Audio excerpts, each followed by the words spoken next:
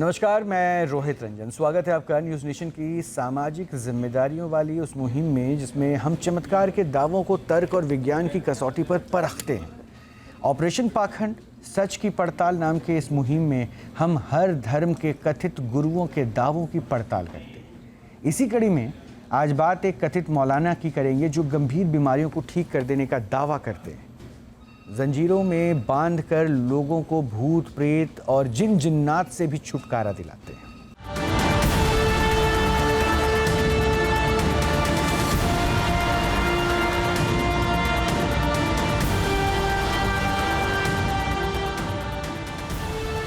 क्या जंजीरों में जकड़कर किसी का इलाज हो सकता है?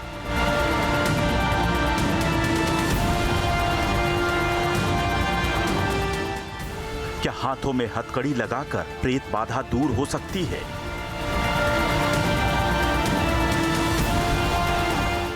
क्या कोई ऐसी भी जगह है जहां भूत और जिन जिन्नात की अदालत लगती है?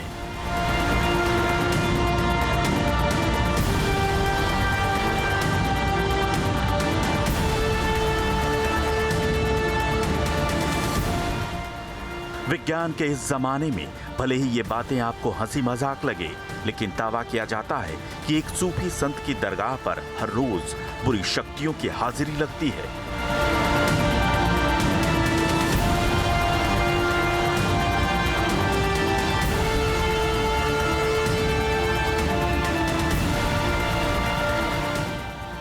बाबा के दरबार में पेशी होते ही जन जिन्नात दौड़े चले आते हैं। सिर्फ यही नहीं, यहाँ हर तरह की बीमारियों का भी इलाज होता है। इन दावों की पड़ताल के लिए हम दिल्ली से करीब 750 किलोमीटर का सफर तय कर उत्तर प्रदेश के आजमगढ़ पहुंचे, जहां से चंद किलोमीटर की दूरी पर सूफी संत मखदूम सैयद अशरफ जहांगीर की दरगाह पर हर दिन चमत्कार होने का दावा किया जाता है। मखदूम अशरफ जहांगीर सेमनानी की दरगाह पर इस समय मौजूद हैं हम, और जहां पर आपको दिखा रहे हैं कि हाजिरी के तरीके क्या क्या हो सकते हैं। ऐसी हाजिरी जिसमें लोगों को बांध करके भी रखा जाता है कि कहीं वो इधर उधर ना चले जाएं।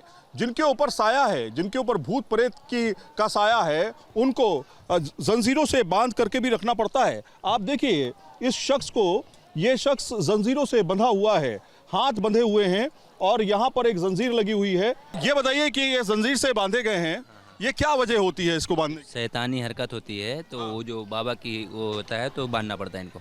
बाबा की इजाजत होती है तभी बांधना जाता है। आप यहाँ पर क्यों आए? डॉक्टर को दिखाइए। हमको तो यकीदा है हमारे सरकार। डॉक्टर को दिखाया था आपने? हाँ, हमने पूरी फाइल रखे हैं। अच्छा, डॉक्टर क्या बोले? डॉक्टर बोले कुछ नहीं, सब नॉर्मल है। हमने सारी रिपोर्ट रखे हैं उसका। इस दरगाह को किचौचे शरीफ दरगाह भी कहते हैं। पहली नजर में इस जगह को देखकर आप सोच में पड़ जाएंगे कि आखिर ये कौन सी चमत्कारिक जगह है। यहाँ कोई आपको झूमता नजर आएगा तो किसी को खुद पर काबू नहीं है। कोई जंजीरों में जकड़ा हुआ है, किसी के पैरों में जंजीर बांधकर ताले लगा दिए गए हैं, तो किसी की कमर से जंजीर बांधकर उसे लेटा दिया गया है। लेकिन सवाल है कि आखिर इन्हें बीमारी क्या है? वो कौन सा मर्ज है जिसका इलाज जंजीरों से बांध कर किया जाता है? जवाब है शैतान का साया, बुरी ताकतें और जन जन्नात की पकड़। इनको क्या हो गया है? उधर देखिए, 15-16 भूत पकड़ा है। 16 भूत ने पकड़ लिया है। 16 भूत ने पकड़ लिया। 16 पकड़ा हुआ है। अकेला ही बच्चा है, अकेला ही बच्चा है।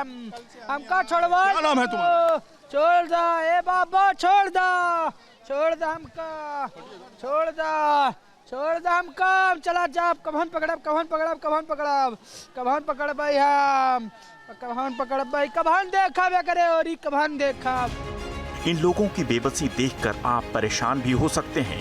ये ऐसी तस्वीरें हैं जिसकी सभ्य समाज में कोई जगह नहीं, लेकिन यहाँ आस्था के आगे तर्क और विज्ञान की कोई जगह नजर नहीं आती, और अंधविश्वास के आगे तर्क कहीं गलियों में रेंगता भी नजर नहीं आता। दावा है कि दरगाह में आकर शैतानी ताकतें बेबस हो जाती हैं और फिर बाबा से पनाह मांगती हुई भागती नजर आती हैं।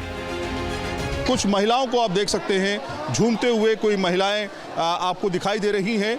दरअसल उन पर माना यह जाता है कि किसी भी तरह के भूत प्रेत का साया है।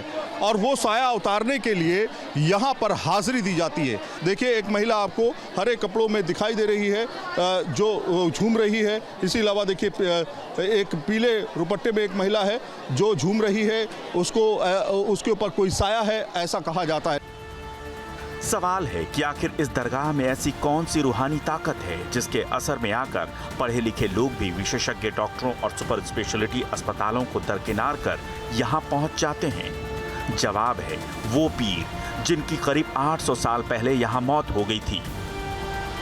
इस दरगाह का इतिहास करीब 800 साल पुराना बताया जाता है। यहाँ ईरान में जन्मे सूफी संत मखदूम सैयद अशरफ जहांगीर की मज़ार है। उनका जन्म 707 हिजरी यानी 1286 ईस्वी में ईरान में हुआ था। कम उम्र में ही पिता के निधन के बाद वो उत्तर प्रदेश के किछौछा चले आए और यहीं उनकी मौत हो गई, जिसके बाद उनके कब्र के पास मज़ार बना दी गई। सैयद नफीस अशरफ खुद को उसी सूफी संत मखदूम सैयद अशरफ जहांगीर की 29वीं पुश्त बताते हैं और इस मज़ार पर हर दिन 3 बार लगने वाली अदालत में बुरी शक्तियों से छुटकारा दिलाने का भरोसा देते हैं। ये यहाँ पे इस समय जो हो रहा है, क्या हो रहा है? ये यहाँ पे 3 वक्त की हाज़िरी होती है। सुबह फजर की नमाज के बाद से लेकर के 8 बजे तक, फिर 10 बजे से 12 बजे तक, फिर शाम 4 बजे से 7 बजे तक। यह मरीजों के लिए कंपलसरी है। ये 3 वक्त की हाज़िरी देना इनके लिए ज़रूरी होता है। तो इससे फ़ायदा क्या होता है? क्या चीज़ आप दावा क्या है इससे? यह हुजूर मखदूम साहब का कौल है कि मेरे आस्थाने पे 3 वक्त जो आकर के हाज़िरी देगा, मैं उसके हक़ में अल्लाह से दुआ करूंगा कि अल्लाह उसकी तमाम तर परेशानियां, बीमारियां, जो भी भूत परे तो सब अल्लाह ताला उसे शफा अता फरमाए।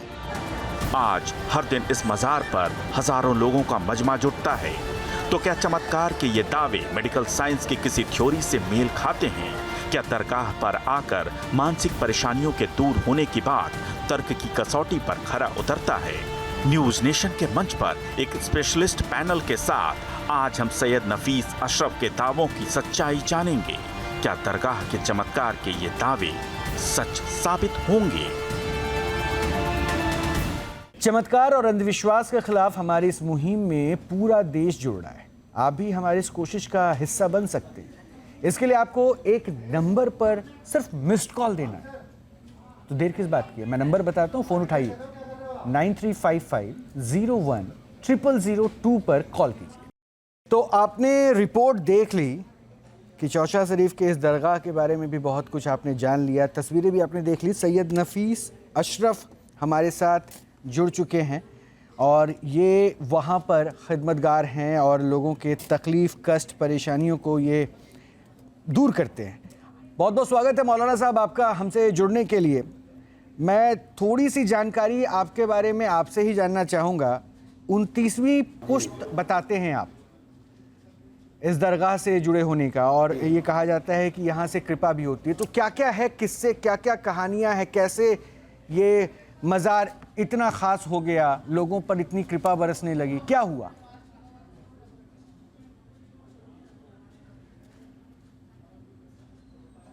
देखिए, ये मखदूम पाक का आस्थाना है। यहाँ पे हर धर्म और मज़हब और फ़िक्र रखने वाले लोग यहाँ आते हैं। साल में करोड़ों की तादाद में लोग आते हैं और हर तरह की बीमारियों लेकर के आते हैं, भूत प्रेत, जीन, शैतान। और यहाँ का तरीका है, यहाँ का एक कस्टम है, एक रूल्स है, यहाँ के रूल्स को फॉलो लोग करते हैं और अल्लाह की अता और ईश्वर की करम से उन लोगों को फ़ायदा पहुँचता है और लोग अपने घरों को फैज़याब होकर के वापस जाते हैं। अच्छा, तो ये क्या है, ये जो मैं देख पा रहा हूँ, मैंने देखा कि मज़ार बहुत बड़ा सा भव्य सा एक निर्मित इमारत देख रहा हूँ और उसके चारों ओर एक पॉन्ड नुमा कुछ दिख रहा है। तो उस पे लोगों को मैंने देखा स्नान कर रहे थे, महिला पुरुष था वहाँ पे, उस जल को अपने ऊपर डाल रहे थे। वो क्या है?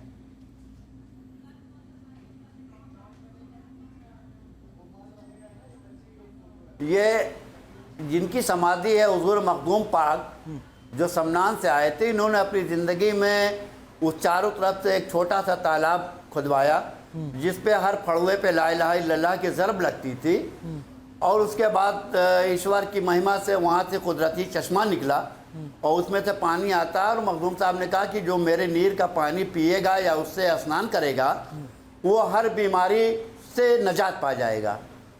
तो वो तकरीबन 750 साल से वो प्रक्रिया चली आ रही है। लोगों को उस पानी से फ़ायदा मिलता है, लोग पानी पीते हैं। ये पानी नीर शरीफ का पानी है, इसको लोग अपने घरों पे ले जाते हैं, इसमें स्नान भी करते हैं, इसको पीते भी हैं।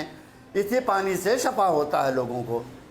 यहाँ पे हमने देखा कि कैंसर के मरीज़ को ठीक होते हुए, कोढ़ के मरीज़ को ठीक होते, यानी जिस बीमारी का इलाज डॉक्टर ना करता हो वो यहाँ ईश्वर के करम से और मखदूम साहब की दुआ से वो लोग ठीक होकर के यहाँ से जाते हैं अपने घरों को। अरे वाह, मतलब देखिए ये तो इतनी पुरानी बात आप बता रहे हैं और नेचुरली इतनी भीड़ देख रहा हूँ। और जैसा आपने कहा कि हर धर्म के, वो दिख भी रहा है कि कुछ लोग वहाँ जो स्नान कर रहे हैं हाथों में कलेवा पहने हुए हैं, तो यानी लाजमी वो हिंदू धर्म से होंगे। तो यानी यहाँ धर्म की तो कोई पाबंदी है नहीं, और ऐसा भी नहीं है कि पर्टिकुलर इसी धर्म के लोग यहाँ पे आ रहे हैं। और आस्था किसी की भी हो, आस्था से प्रश्न उठाना हमारा काम नहीं है। यहाँ कोई पाबंदी नहीं है। अच्छा, तो ये मैंने एक चीज़ देखा, लेकिन यहाँ कोई पाबंदी नहीं, लेकिन पाबंदी में बंधे मैंने लोगों को देखा है, जंजीरों में बंधे लोगों को देखा। वो क्यों?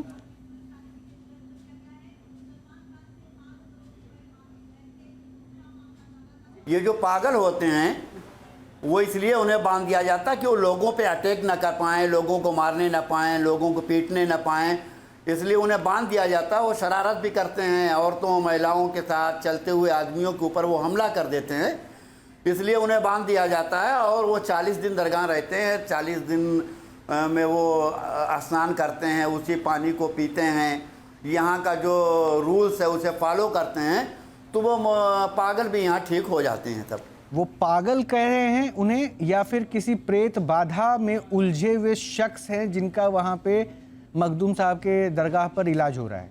क्या मतलब सही शब्द क्या है, पागल या भूत प्रेत के बाधा से ग्रसित इंसान? नहीं,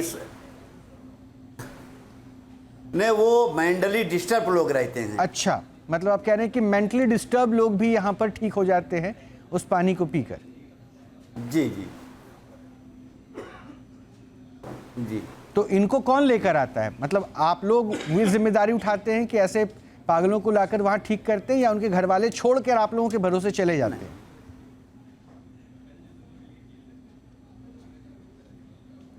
नहीं, उनके घर के उनके गार्जियन रहते हैं, वो उनकी देखभाल करते हैं, और उसमें हम लोगों का कोई नहीं रोल लेता है। वो यहाँ पे मखदूम साहब के वहाँ 3 वक्त की हाज़िरी होती है, हाज़िरी में बैठना कंपलसरी है, और यहाँ नीर में नहाना वो कंपलसरी है। वो उनके गार्जियन ये सब यहाँ के रूल्स को फॉलो करते हैं, भाई यही उनका मामला, वो लेके आते हैं अपने बच्चों को, अपने घर वालों को। नफीस साहब, जितना मैं जानता हूँ मखदूम साहब के इस दरगाह के बारे में, वहाँ दरगाह के अंदर शायद किसी महिला को जाने की अनुमति नहीं है। मैं सही हूँ ना इस बात की, जितनी जानकारी मेरे पास है?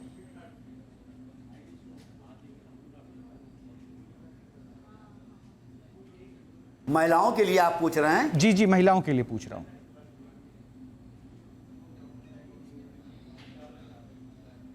हाँ, हमारे वहाँ हुजूर मखदूम साहब ने अपनी ज़िंदगी में या उसके बाद जो उनके उसी ज़माने से हमारे वहाँ औरतों का जाना सख्ती से मना है, और औरतें वहाँ नहीं जा सकती। क्यों ये भेदभाव क्यों? लेकिन उसकी वजह ये कि औरतों से ये खुराफात बढ़ता है। अच्छा, नफीस साहब, आप तो लोगों पर कृपा बरसाते हैं, उनके लिए दुआ करते हैं। मैं एक तस्वीर दिखाता हूँ, और इस तस्वीर को शायद अभी आप नहीं देख पाएंगे, मैं बोलकर बताऊंगा ये मैं क्या दिखा रहा हूँ, और इससे सोच के दोहरे मापदंड का जो स्तर है ना, वो सबके सामने आ जाएगा। आपने कहा कि दरगाह के अंदर कोई महिला नहीं जा सकती, खुराफात शब्द का इस्तेमाल करते हुए, ठीक है। लेकिन जहां अर्धनग्न अवस्था में पुरुष स्नान कर रहा है, खुराफात की बात नहीं है। अच्छा, छोड़ देता हूं मैं खुराफात। अर्धनग्न अवस्था में पुरुष स्नान कर रहा है उस जल से, वहीं पर साथ में महिलाएं भी अपने ऊपर पानी डाल के नहा रही हैं। क्या इसका परमिशन कहीं लिखा पड़ा है, या इसकी इजाजत कोई धर्म देता है, या ये नग्नता की अवस्था में आता है या नहीं आता है, या ये दोहरी सोच या नीच सोच नहीं बताता है? तब आप क्यों नहीं इसको मना करते हैं कि महिलाएं पुरुष साथ नहीं नहाएंगे? ये देखिए ना, मैं वीडियो दिखा रहा हूं। नहीं,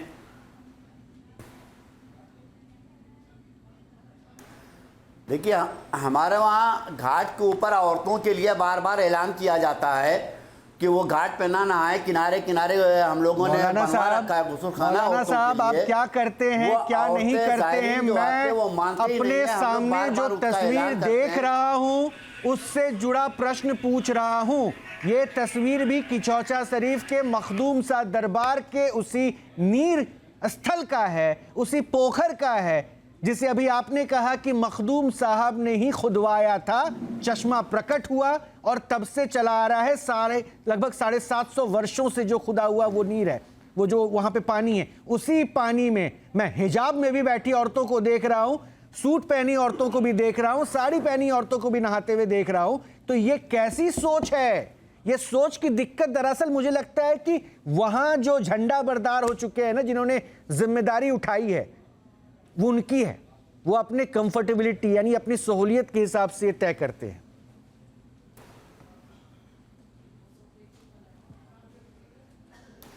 नहीं सर, ऐसा नहीं है। हम लोग बार बार औरतों के लिए लाउड स्पीकर पे ऐलान करते हैं, हमारे गाइडसन भी वहाँ टहला करते हैं, मना किया जाता है मौलाना साहब, लेकिन वो लड़ाई झगड़े पे आमादा हो जाती है। नीर शरीफ के किनारे मौलाना साहब बाकायदा नहाने का इंतजाम किया गया है कि औरत। आप बरेलवी हैं या देवबंदी ये तो मैं नहीं जानता, आप बरेलवी हैं कि देवबंदी ये तो मैं नहीं जानता, और फिलहाल अभी मैं जानने में दिलचस्पी भी नहीं रखता, लेकिन इतना ज़रूर जानता हूँ कि अगर आपने एक नियम बना दिया कि दरगाह के अंदर किसी महिला का प्रवेश वर्जित है तो वर्जित है, और अगर कोई महिला उसके अंदर घुस गई, चौखट को लांघ लिया, तो शायद फतवा तक जारी हो जाए और सज़ा इतनी बुरी स्तर पे हो सकता है जिसके लिए शायद मैं भी व्याख्यान नहीं कर सकता हूँ। लेकिन उसी जगह पर आपके बनाए हुए नियमों के विरुद्ध अगर कोई महिला खुले में स्नान कर रही है, पुरुष साथ में स्नान कर रहा है, वो आप लोग देखकर अगर नहीं देख पा रहे हैं तो गलत आप हुए मौलाना साहब, गलत आप हुए, आपकी सोच हुई। फिर आप लोग माफी मांग लीजिए इस पहलू पर कि हम व्यवस्था नहीं कर पा रहे। नहीं देखिए, हम इस चीज से इनकार नहीं कर रहे, बिल्कुल आप सही कह रहे हैं, लेकिन बार बार हमारे मना करने पे, बार बार ऐलान करने पे, बार बार लोगों को समझाने पे लोग नहीं समझ रहे हैं, लड़ाई करने पे उतर जाते हैं, झगड़ा करने पे कि हमारी इससे अकीदत है, हमारी श्रद्धा इससे, हम यही नहाएंगे। तेल ताबीज से भी इलाज होता है, ये क्या है? मतलब मुझे थोड़ा बता सकते हैं कैसे होता है, क्या करते हैं? हाँ ये तेल है। अच्छा, ये क्या तेल है? हाँ ये तेल है। नहीं ताबीज नहीं, ये काजल दिया जाता है, ताबीज नहीं दी जाती, ये अच्छा, काजल है। ये काजल के डिबिया है। हाँ। ये तेल का है। अच्छा, ये कौन सा तेल है? कहीं पर दर्द वगैरह होता है, कोई मामला होता है, तेल लगाता है, उसे शफा मिल जाता है। अच्छा, और काजल क्या करते हैं? ये सरसों का तेल है जो मखदूम पाक के मदार के अंदर दीपक जलता है। अच्छा, उस दीपक का ये तेल है। अच्छा, मतलब वो फिर तो मतलब इसके पीछे की कहानी तो फिर बहुत खास हो गई, जो लेके जाएगा उसके लिए बड़ी श्रद्धा की बात हो जाती है। और वो काजल कैसे तैयार किया जाता है और उसका काजल से क्या होता है?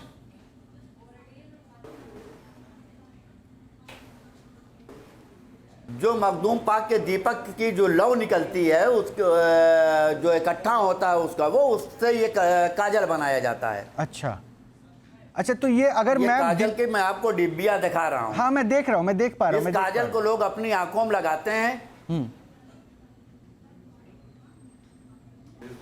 हाँ, उससे क्या होता है? लोगों के वो जो भी थोड़ा बहुत असरात होते हैं, परेशानियां होती हैं,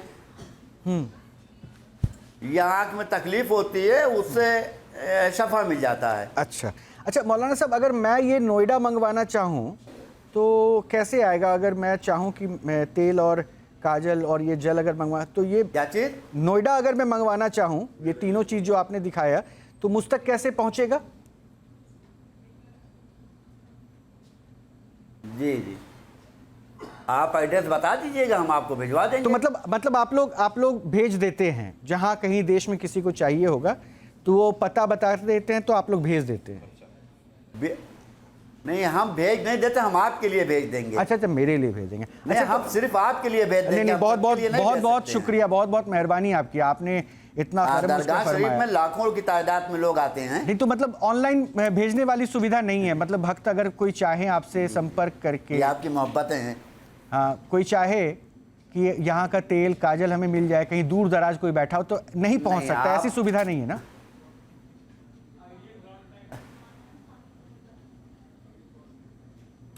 हमारे अपने मानने वाले हैं, हमारे मुरीद आते जाते हैं दिल्ली से। आप एड्रेस बताइएगा, किसी को दे देंगे, वो आपके घर पहुंचा देंगे। वो तो हो गया, वो तो आप चूंकि इतनी मोहब्बत मुझसे कर रहे हैं इसलिए आपने मेरे लिए कहा। मैं तो एक आम इंसान के लिए जानना चाह रहा था, एक आम इंसान के पास क्या ये सुविधा मिल पाएगी? वो जहां बैठा है वहां तक पहुंच पाएगा? नहीं, आम इंसान के लिए यहाँ कोई वो अच्छा, नहीं है सुविधा। अच्छा, तो ये इसके लिए चार्ज भी लेते हैं वहां पे? अगर मान लीजिए कोई किचौचा शरीफ गया, दरगाह पे गया, ये तेल, ये काजल, इन सब को अगर कोई लेना चाहे तो इसके लिए कुछ पैसा भी देना पड़ता है?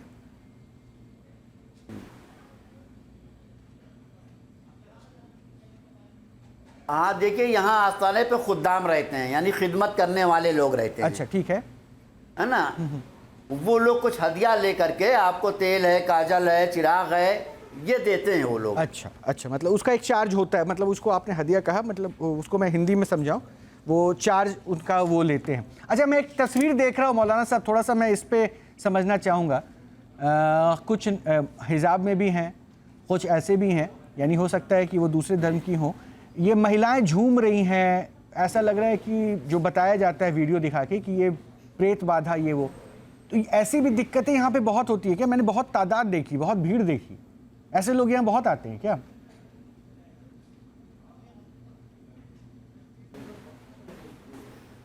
सर, ये आप किसी भी मौसम में, किसी भी महीने में आप आएंगे साल में, आपको 2 से 250 लाख, 2 लाख लोग तो हमेशा आपको यहाँ मिलेंगे ही। अच्छा,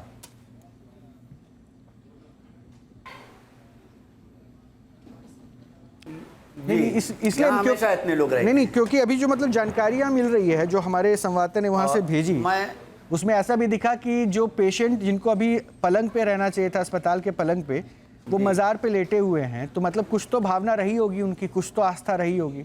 देखिए ना, वो अभी मैं वीडियो दिखा रहा हूँ, मेरे मेहमान जो यहाँ पे बैठे हैं उनसे मिलवाऊंगा आपको, वो भी देख रहे हैं कि भाई इस स्थिति में है कि पाइप उनके नाक से गुजर रहा है, मेडिकल सुविधा में है और अभी अस्पताल में रहना चाहिए, लेकिन वो दरगाह पे हैं, तो कुछ तो बात रही होगी। जी, मैंने भी उसे देखा है। आपके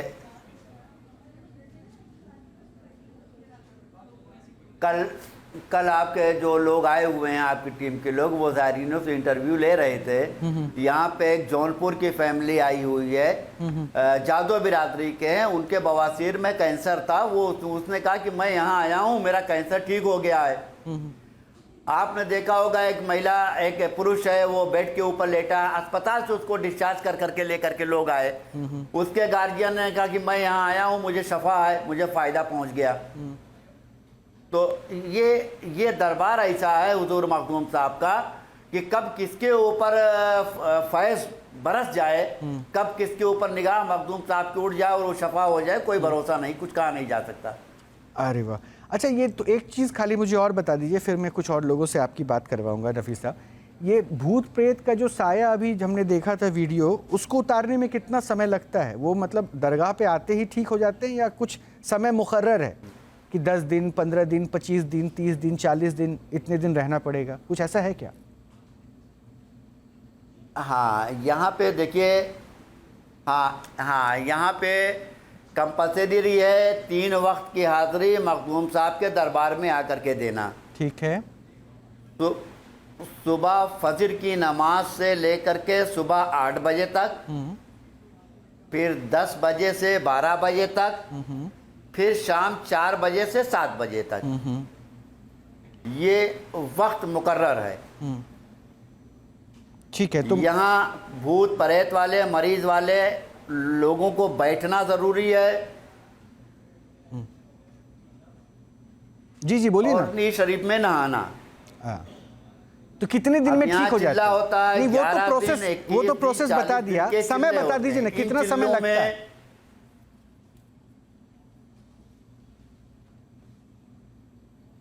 ग्यारह दिन, 21 दिन, 40 दिन। अच्छा, मतलब पागलपन का इलाज भी 40 दिनों में जंजीर में बांध के जरूर रखा जाता है, लेकिन 40 दिनों में भूत प्रेत की बाधा भी 40 दिनों में मैक्सिमम ठीक हो जाती है। और जो दूसरी खास बीमारी है कैंसर वैंसर, उसके लिए भी कितना समय लगता है?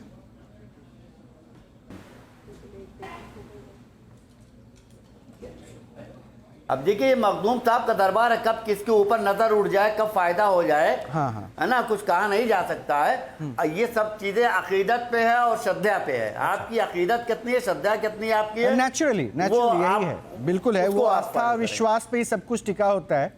यहाँ आस्था और विश्वास कायम रखने के लिए आप जैसे जो लोग होते हैं, सब कुछ है, दारो मदार है। हाँ बिल्कुल, माननीय लोग होते हैं। वो आस्था और विश्वास को लोगों के साथ कैसे जोड़ना है, इनको आपको अच्छे से इस कला में आप लोग माहिर होते हैं। ऑपरेशन पाखंड, सच की पड़ताल में पूरा देश जुड़ रहा है। 9355010002 नंबर पर मिस्ड कॉल करें, आप भी हमारी इस मुहिम का हिस्सा बनें।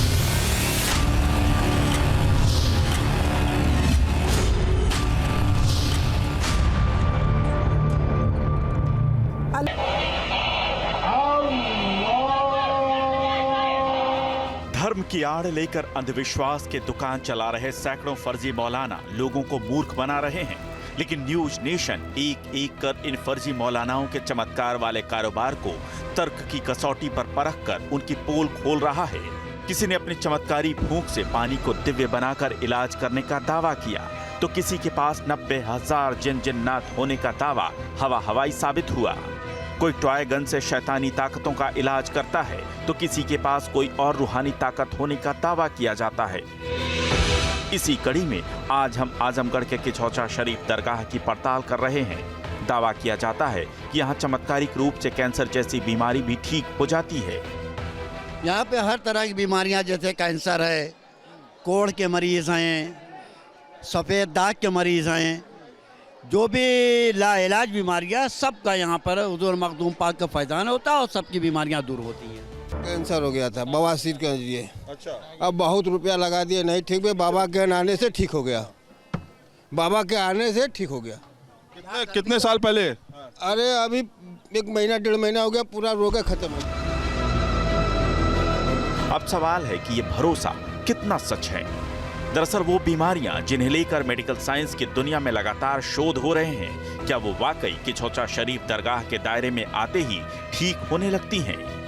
न्यूज नेशन की टीम ने एक ऐसे मरीज को मजार के बाहर बिस्तर पर लेटे हुए देखा, जिसके घर वाले बताते हैं कि उन्हें ब्रेन हैमरेज हुआ था और अब लकवा की भी आशंका है।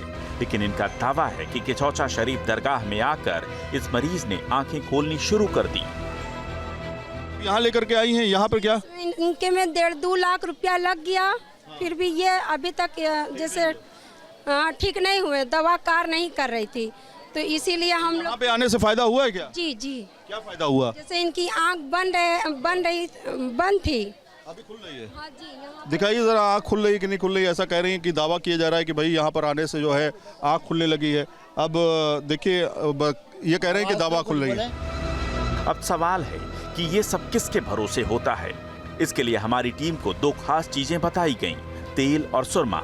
आप तेल की इस डिब्बी को देखें, ये वो तेल है जो मजार पर चढ़ाया जाता है। दावा किया जाता है कि इसके बाद तेल जादुई बन जाता है और फिर इलाज के लिए आए मरीज इसे हासिल कर लेते हैं। ये किस चीज का तेल है? ये तेल है या क्या है?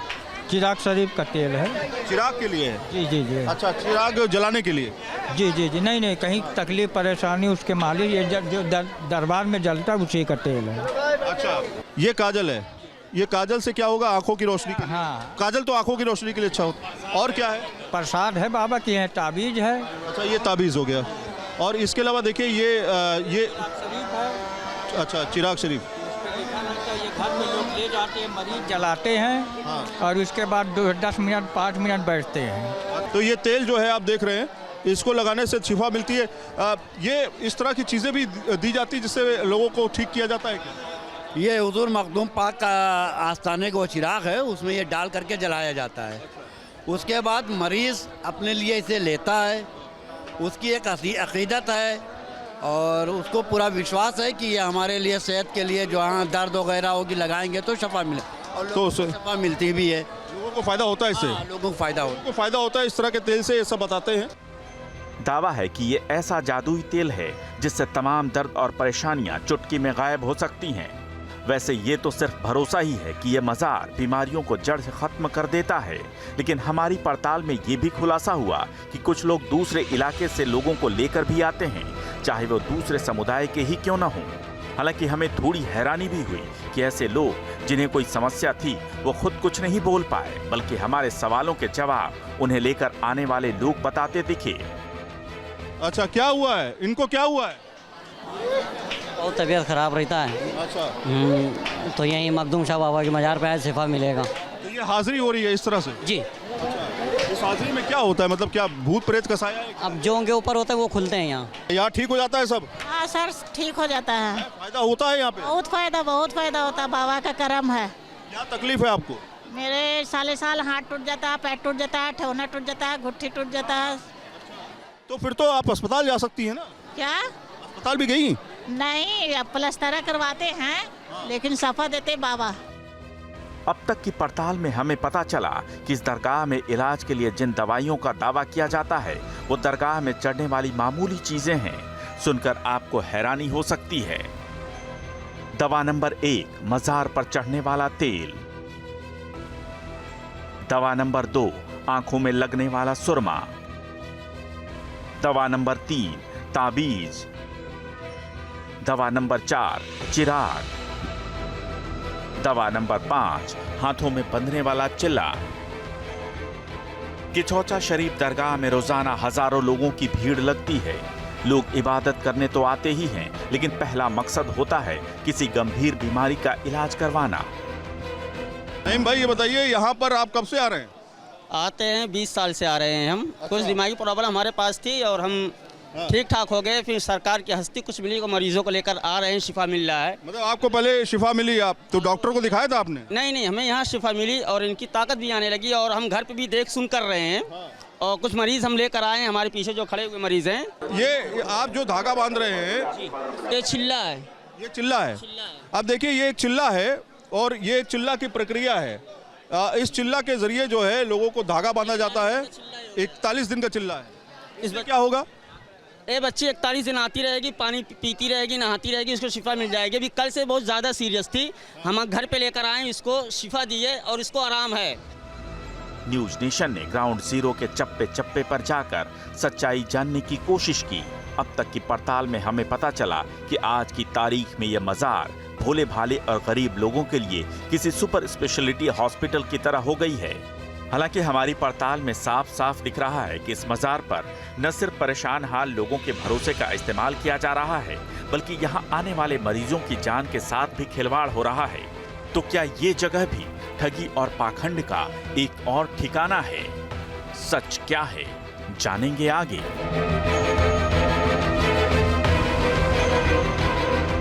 मैं अब एक काम करता हूँ नफीस साहब, कुछ मेहमान और भी हैं जो आपको सुन रहे थे बीच में, वो आपसे बात करना चाह रहे थे, लेकिन मैंने रोक दिया। मैंने कहा कि पहले मैं नफीस साहब से खुद बात कर लूँगा, उसके बाद आपकी बात कराता हूँ। तो मैं ज़रा मेहमानों से आपको मिलवाता हूँ, एक एक करके नाम उनका पुकार रहा हूँ।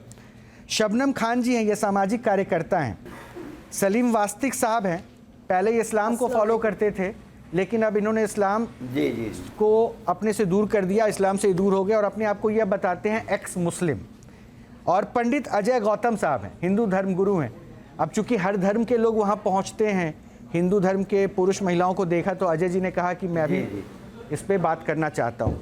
मैं शुरुआत सबसे पहले शबनम जी से कर रहा हूँ, क्योंकि शबनम जी बहुत नाराज़ हो रही थी। अब इनकी नाराज़गी की क्या वजह है, नफीस साहब अगली आवाज़ आप उनकी सुनेंगे, उनके प्रश्नों का आप उत्तर दीजिएगा। शबनम जी, अस्सलाम वालेकुम। क्यों नाराज़ हो रही थी? अस्सलाम वालेकुम नफीस जी, मैं इसलिए नाराज़ हूँ रोहित जी क्योंकि इन्होंने कहा कि महिला खुराफात बढ़ जाएगी, इसलिए महिलाओं की मनाही है वहाँ पर। तो सबसे पहले तो इनको माफ़ी मांगनी चाहिए कि ये महिला आएगी तो खुराफात बढ़ेगी, इन्होंने ऐसे शब्दों का चयन किया। माफ़ी मांगनी चाहिए आपको। और आप, अगर मैं आपसे एक खराब शब्द रोहित जी माफ़ी के साथ कह रही हूँ, मैं आपकी मदर का नाम पूछने से पहले अगर आपको कहूँ वो कौन सी खुराफाती महिला के आप बेटे हैं, तो आपको अच्छा लगेगा? अच्छा लगेगा आपको? ये महिलाओं के मामले में आपकी जो संकीर्ण सोच है ना, ये बेइंतहा खराब है। और मुझे एक चीज और बताइए। नहीं, पहले मेरे सवाल, पहले मेरा सवाल सुनते चलिए ना, सुनते चलिए, फिर जवाब दीजिएगा। पहले रोहित जी मेरा एक और सवाल है। अच्छा, पूछ लीजिए। जो पागल महिला आ रही हैं, मतलब पागल खाने हॉस्पिटल तो बंद ही कर देने चाहिए क्योंकि यहाँ पर ठीक हो रहे हैं। पहले मेरा सवाल सुन लीजिए। मुझे एक चीज बताइए कि जो पागल महिला आ रही है वो हाजिरी कैसे लगाएगी जब वहां पे महिलाओं की एंट्री ही बैन है? और अगर 750 साल पहले चश्मा निकला था तो हु आर यू, आप कौन है उसका ठेकेदार? जनता खुद जाएगी, नहा लेगी उस चश्मे में। आपने क्यों वहां पर अपना पूरा कब्जा जमा लिया? आप कौन है? आपको किसने कहा कि ये अब आपकी बपौती है, आप संभालेंगे? ये किसने कहा? बस ये 2-3 सवाल के जवाब दे दीजिए। जी नफीस साहब, आपकी बारी। देखिए, पहले तो मैं जिस बात से आप जिस बात से मेरे बहन नाराज हैं, मैं उन अपने जुमले को वापस ले रहा हूं। मेरा मकसद, देखिए, हम लोग महिलाओं की कदर करते हैं, उनकी इज्जत करते हैं, हमारी बहन हैं, माएँ हैं। वो हमारा नजरिया वो नहीं था खुराफात का। हमारा नजरिया ये था कि भीड़ भाड़ की वजह से औरतों को जाना वहाँ पे मना कर दिया गया। मैं उस जुमले को वापस लेता हूँ। और दूसरी बात यह है, आने वाला ज़ायरीन जो है, यात्री जो है, उसकी एक अकीदत है, उसका विश्वास है कि इस पानी से हम नहाएंगे, हमें शफा मिलेगी। लोग नहाते हैं, उससे लोगों को शफा मिलती है, फ़ायदा लोगों को पहुँचता है। रोहित जी, उनकी बात पूरी हो जाने दीजिए। लेकिन इन्होंने तीसरा प्रश्न और पूछा था, ये तय करने वाले आप कौन होते हैं कि यहाँ की जो भी चीजें हैं वो आपसे तय होंगी?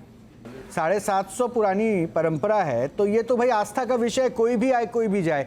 आप नहीं, हमसे नहीं तय होगी। नहीं, तो फिर हमारे वहाँ परंपरा है। आपने कहा प्रबंधक आप हैं। रोहित जी, ऐसा ही है ना?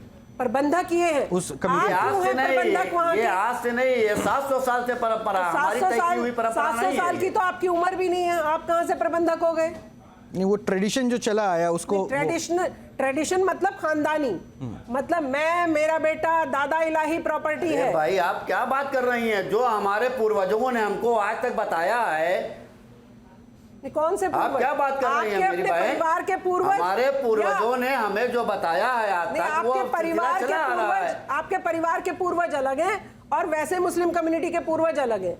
आपके अपने पूर्वज मतलब परिवार के लोग, मतलब आपकी बपौती चली आ रही है। ये 29वीं पुश्त बताते हैं जी, उस दरगाह में जहाँ लोग जाते हैं माथा टेकने, मैं बोल रही हूँ, ये उनकी 29वीं पुश्त है। प्रबंधन का अपने खानदान दर खानदान पोता दर पोता आपने उसको अपने संरक्षण में ले रखा है, उतनी जगह को, और आप ही फैसला लेते हैं। और आप मुझे एक बात बताइए, जिनके ऊपर नजरे इनायत हो जाए उसका कैंसर ठीक होगा। यानी 100 में से अगर 2 पे नजरे इनायत हो रही है तो 98 लोग वैसे ही मर रहे हैं, सिर्फ आपके आस्था के बताने के चक्कर में। वो अपना इलाज भी नहीं कराने जा रहे, वो वहां चरपाई लेके वहीं पर ही पड़ गए कि अब तो हम यहीं से ठीक होंगे। ये भी तो किसी ने सारा फैलाया होगा ना कि देखिए कैंसर भी ठीक होता है, देखिए फलानी बीमारी भी ठीक होती है। आस्था मेरी अलग चीज है। 750 वर्ष पहले कैंसर बीमारी के बारे में लोगों को पता भी कहाँ था? पता भी नहीं था।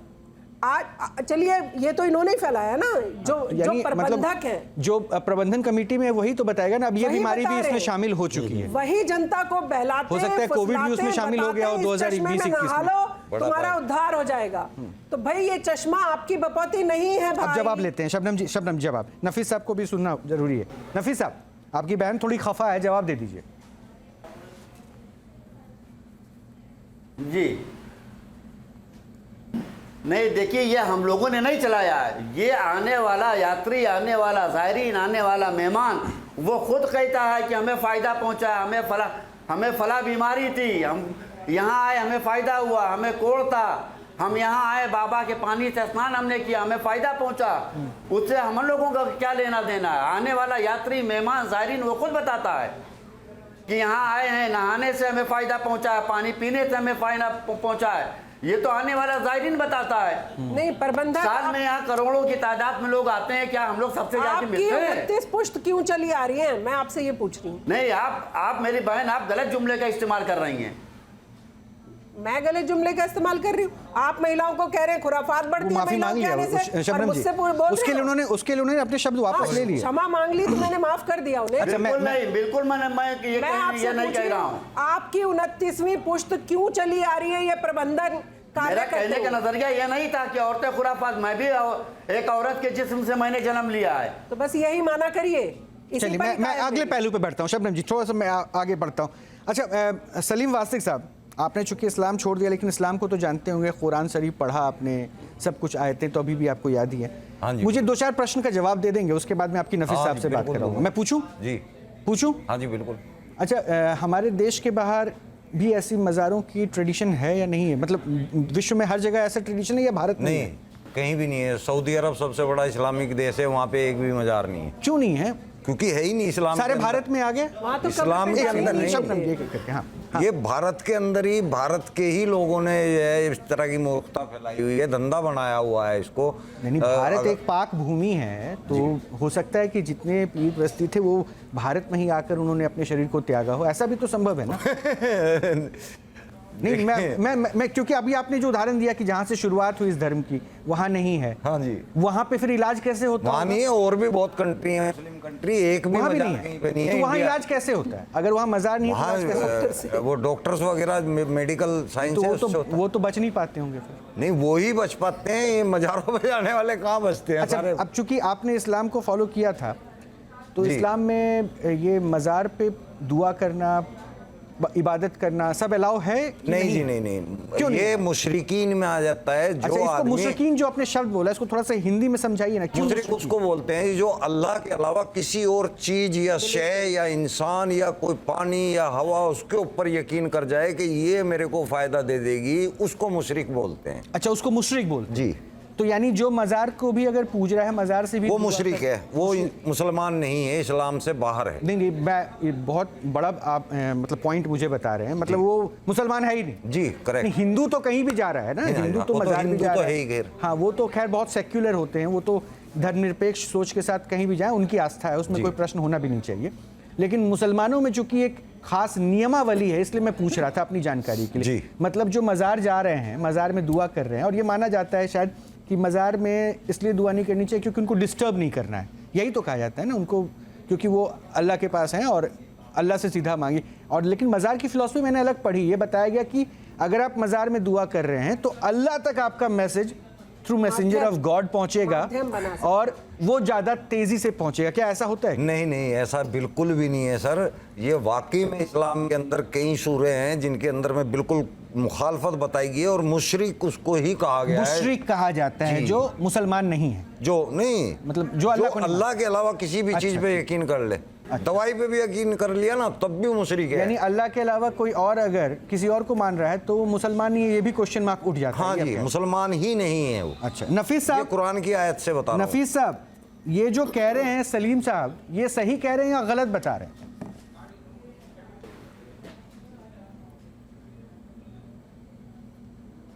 देखिए सर, इनके नज़रियात बहुत ही ख़राब हैं, बहुत ही गलत नज़रियात हैं। अरे पहले तो मैं इनसे ये पूछना चाहूँगा कि चूमने से मुराद क्या है, पहले हमको ये बता दें। चूमने से चूमना किस पत्ती? जो इन्होंने कहा कि जो लोग मज़ार को चूमते हैं, जो लोग करते हैं, वो मुशरिक हैं, ठीक है। पहले तो मैं इनसे ये पूछना चाहता हूँ, चूमने से क्या मुराद है? बता तो दिया, किस पत्ती? और चूमने से आदमी मुशरिक होता है तो मैं दुनिया में कोई ऐसा मुसलमान नहीं मानता हूँ कि जो चूमता ना हो। अरे चूमने को थोड़ा ही मुशरिक बोल रहे हैं, उसके ऊपर यकीन बनाने को मुशरिक बोल रहे हैं। आप अपना यकीन बनवा रहे हो काजल के ऊपर, पानी के ऊपर, नहाने के ऊपर, आप उस पे यकीन बनवा रहे हो, मजार के ऊपर आप उसको यकीन बना रहे हो, तो वो मुशरिक है। आप खुद मुशरिक हो, आप तो मुसलमान हो ही नहीं। मैं साबित कर दूंगा गारंटी से, 2 मिनट के अंदर आपको मुसलमान से खारिज कर दूंगा मैं। बड़े हार्ड वर्ड लेते हो। नहीं, मैं सही ले रहा हूँ सर, मैं कुरान से ही साबित करूंगा, अपनी तरफ से नहीं कोई बकलोली मारूंगा, कुरान से साबित। आप कौन से महकमे से हैं? फिरका बरेलवी या बरेलवी हैं, देवबंदी हैं, या कोई और?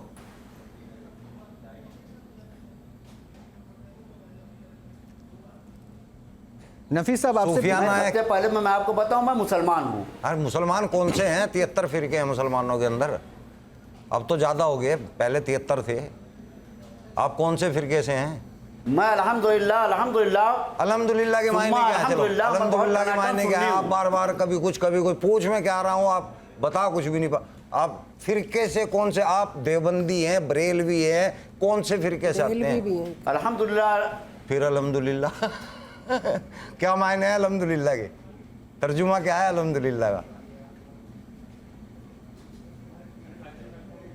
वो चीज बोल लो ना जिसका आपको पता है। आपको पता ही नहीं है, आप मैं समझ गया आप किस फिरके से ताल्लुक रखते हैं। मैं किसी फिरके से नहीं हूँ, मैं इस्लाम को मानता नहीं हूँ, लेकिन मैं इस्लाम को समझ गया हूँ। मैं इस्लाम को झूठ में फिरके से आप ताल्लुक रखते हैं। मैं इस्लाम के ऊपर वो सवाल उठाता हूँ जो जायज हैं और जो उसके अंदर लिखे हुए हैं। और आप लोग इस्लाम को नाहक बदनाम करते हैं। जो चीज इस्लाम के अंदर है ही नहीं वो आप करते हैं। अब बताइए आप क्या पूछ रहे थे? जवाब तो आपने दिया नहीं मेरी बात का। अब आप बताइए आप क्या पूछ रहे थे? आप ये बताइए सूरे मैं आपसे जो पूछ रहा हूँ आपको बताइए। अच्छा बताइए। सूरे फातिहा क्या है? अलहम्दु शरीफ।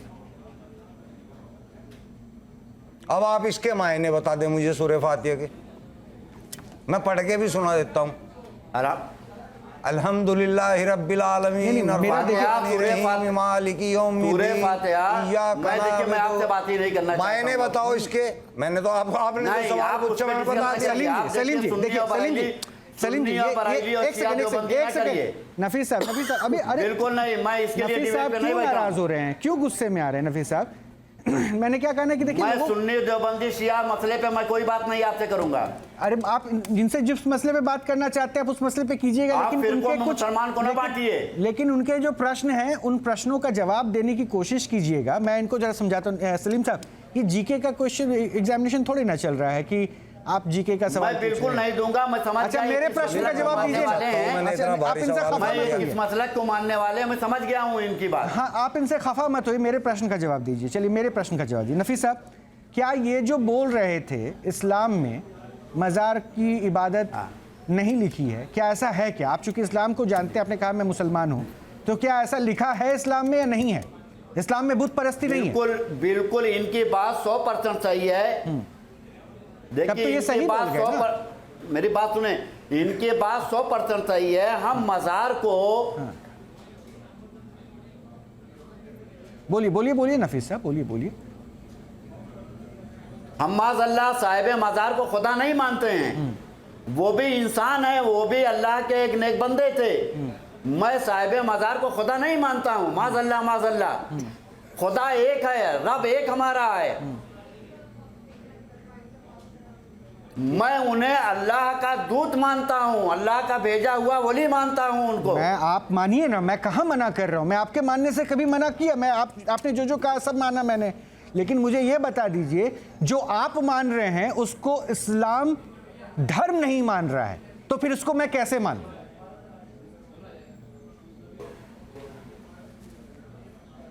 नहीं, आप नहीं मानते। इस्लाम धर्म तो मान ही रहा है कि अल्लाह के वली हैं, अल्लाह के मानने। इस्लाम धर्म में ऐसा लिखा है कि अल्लाह के दूत को आप भी नहीं आप मानते हैं। अल्लाह के दूत के पास जाके इबादत कीजिए, ऐसा लिखा है क्या?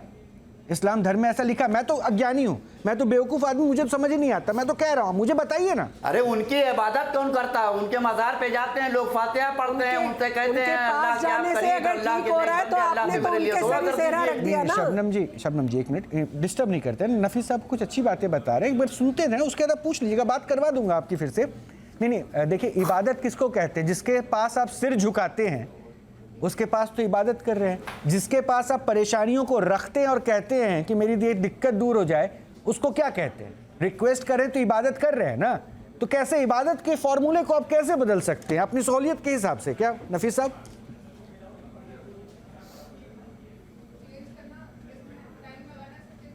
देखिए, इबादत करना अलग है और दुआ मांगना मज़ारों पे बैठ करके अलग है। ठीक है, इबादत मस्जिद में अल्लाह की जाती है। 5 वक्त का अल्लाह ने वक्त मुकर्रर कर रखा है। अल्लाह की इबादत वो है। नफीस साहब, मुझे लग रहा है कि आप अपनी बातों पे क्लैरिटी नहीं ला पा रहे। अगर मस्जिद पे जाके इबादत की जाती है तो फिर उस जगह पर आप कैसे बुलवा सकते हैं जहां पे इबादत ही नहीं करनी है? क्यों दुआ मंगवा रहे हैं? क्यों किसी फॉर्मूले के साथ जोड़ रहे हैं? जब आपका धर्म इस बात को नहीं मानता है, जब आपके धर्म में ये बात नहीं लिखा है, तब मैं पूछ रहा हूं ना। और आपके धर्म को जानने वाले, मानने वाले आप पे ही प्रश्न उठा रहे हैं। सलीम साहब एक प्रत्यक्ष प्रमाण है जिन्होंने आप पे प्रश्न उठा दिया और आपने कहा कि हाँ इस्लाम में ऐसा नहीं है।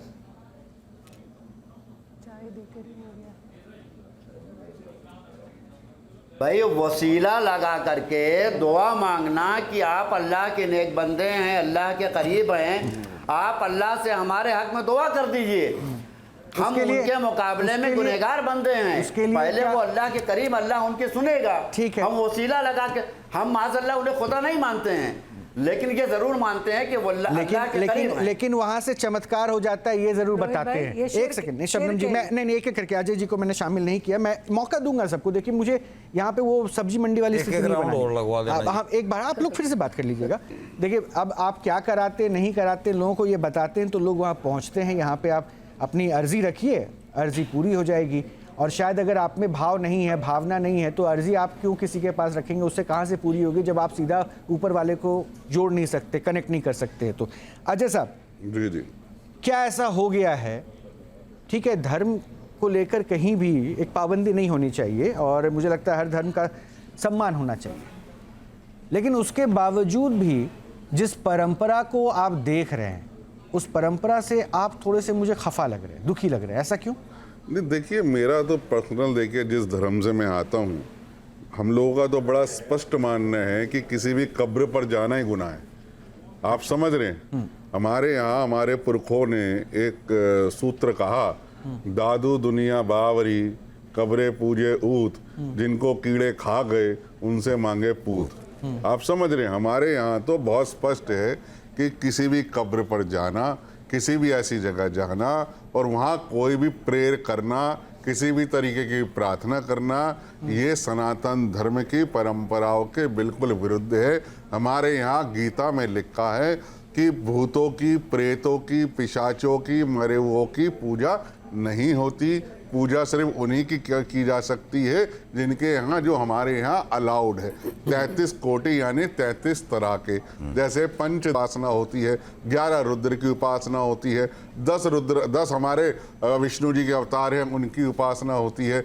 इनके अलावा अगर कोई भी हिंदू वो किसी भी मजार पर जाता है, ठीक है, चाहे वो अजमेर शरीफ जाता हो, निजामुद्दीन औलिया जाता हो, या जहाँ के ये इंतजामिया हैं बुजुर्गवार, वहाँ जाता हो, हमारा ये मानना है कि वो सनातन धर्म के बिल्कुल विरुद्ध है और वो सनातन धर्म से एक तरीके से खारिज माना नहीं। कहीं आप हिंदू मुस्लिम में भेदभाव तो नहीं कर रहे हैं? देखिए, हिंदू और मुसलमान, आस्था उनकी अपनी है ना, जो वहाँ जा रहा है उनकी आस्था है। वो कह रहे हैं कि आप हिंदू मुस्लिम में भेदभाव करेंगे। नहीं, हिंदू मुसलमान की बात ही नहीं कह रहा हूँ, मैं कह रहा हूँ मैं जिस धर्म से आता हूँ उसमें मैं दूसरे धर्म को शामिल क्या कर रहा हूँ। इस्लाम आया है 1400 साल पहले, मैं बात कर रहा हूँ सतयुग त्रेता द्वापर की, लाखों साल पहले की।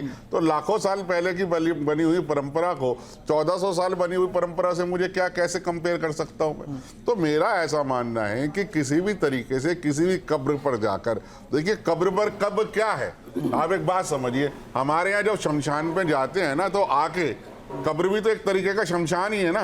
जब हमारे यहाँ शमशान पे कोई भी व्यक्ति जाता है, आके कपड़े बदलेगा, हाथ पैर धोएगा, शुद्धिकरण करेगा, पीली सरसों बखेरेगा, नीम की पत्ती चावेगा, एक वो हम तो उसको इतना अपवित्र मानते हैं। ऐसे में जहाँ शमशान को इतना पवित्र माना गया हो, उसको पवित्र दर्जा सनातन धर्म में दिया ही नहीं जा सकता। इसलिए कोई भी जो जाता हो किसी की भी कब्र पे, कोई भी बुजुर्गवार क्यों ना हो, उसकी कब्र पे जाना सनातन धर्म के विरुद्ध है। गीता ने जो उपदेश दिए हैं उनके विरुद्ध है, सनातन धर्म की मर्यादाओं के विरुद्ध है और टोटली अंधविश्वास है। पॉइंट पे आइए ना, आपको आपत्ति किस बात से? मेरे को आपत्ति दोनों, मेरी आपत्ति तो ये है, जो भी हिंदू किसी भी दरगाह पे जाता है, पहली बात तो वो ये है कि वो सनातन धर्म की मर्यादाओं के बुला रहे हैं।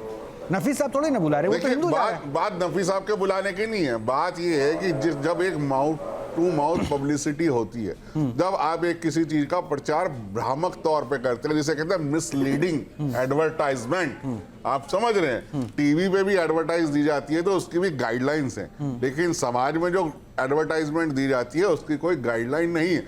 देखिए, वो जो बुजुर्गवार बैठे हैं ये किसको मानते हैं किसको नहीं, उनका अपना अकीदा है, मैं उसको चैलेंज नहीं करूंगा, लेकिन मैं ये मानूंगा कि हिंदू धर्म से अगर कोई जाता है तो वो निश्चित तौर पे गुनाह कर रहा है, निश्चित तौर पे पाप कर रहा है। और जिसकी एक चीज और मैं साथ में सर 10 से एक चीज और जोड़ दूं, अगर किसी सनातनी की, किसी भी हिंदू धर्म के मानने वाले की मनोकामना माँ दुर्गा, भगवान राम और हनुमान जी पूरा नहीं कर सकते, तो कब्र में पड़ा हुआ मुर्दा भी पूरा नहीं कर सकता, मैं गारंटी से कहता हूँ। नहीं, आप बार बार कब्र में पड़ा हुआ मुर्दा बोल रहे हैं, मतलब आप कंपेयर वहाँ पे आप कर रहे हैं ना, वो थोड़ा सा हिटलाइन हो सकती है नफीस साहब की। नफीस साहब, कुछ प्रतिक्रिया देना चाहेंगे पंडित अजय गौतम जी के बातों की के उपरांत? देखिए, ये इन्होंने जो कहा मैं बड़े गौर से मैं सुन रहा था। इन्होंने अपने धर्म सनातन धर्म के बारे में बताया, मैं उस पर कोई टिप्पणी नहीं करना चाहता हूँ। लेकिन हमारे धर्म में कुरान में आया है कि जो अल्लाह की राह में शहीद हुए हैं, अल्लाह की राह में अपने को उन्होंने फना कर दिया हो, उन्हें खबरदार तुम उन्हें मुर्दा न कहो, वो जिंदा है और अपनी कब्रों में आराम कर रहे हैं। पहली बात, मैं कुरान को फॉलो करने वाला हूं, मैं मुसलमान हूं, मैं कुरान को फॉलो करता हूं। कुरान ने जो हमें बताया हम उसे फॉलो करेंगे। तो जितने भी तकरीबन 1 लाख कमोबेश अंबिया अलैहिस्सलाम आए हैं, जो भी इस तरह के लोग आए, वो अपनी कब्रों में आराम कर रहे हैं, उन्हें मौत नहीं आई है। हमारा अकीदा है और ईमान हमारा है। नफीस साहब एक प्रश्न, अब रात बाद जब वो अपनी कब्रों में नहीं एक प्रश्न है मेरा, एक प्रश्न है, बीच में रोक रहा हूँ, आप अपनी बात पूरी। ये जो अभी आपने बताया कोट करते हुए, ये प्रश्न है कि ये किस आयत में लिखा है, जरा उसको कोट कर सकते हैं? किस आयत को आपने अभी बताया, हिंदी में जो समझाया, वो कुरान शरीफ के किस आयत में लिखा है, वो आयत बता सकते हैं? फंस गया भाई।